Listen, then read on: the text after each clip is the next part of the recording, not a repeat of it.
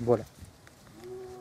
आता शेतकऱ्याची अशी परिस्थिती आहे की खत घ्यायला जर गेलं हां. तर 284चा युरिया ह्यो 330 रुपयाने घ्यावा लागतो. आणि याच्यामध्ये म्हणजे सरकारचं लक्षच नाही आहे असं दिसतंय. आणि शेतकऱ्याला एकतर पाऊसच नाही, कृत्रिम पाऊस पाडायचं म्हणते पण काही पडत नाही आहे. त्याच्यामुळं आणखी शेतकरी परेशान आहे.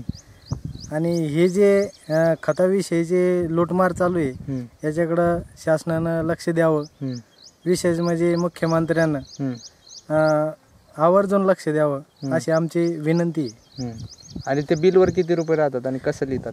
बिलावर वरतून देते 284 आणि पाठीमागून ॲड करून 330चं बिल देते. 330 पैसे आमच्याकडून घेतले जाते. अच्छा. विचारणा केल्यावर काय म्हणतात? विचारणा केल्यावर ते म्हणते की नाही एवढ्यालाच येते. म्हणून म्हणजे आपण शेतकरी सुद्धा काही करू शकत नाही ना वैयक्तिक.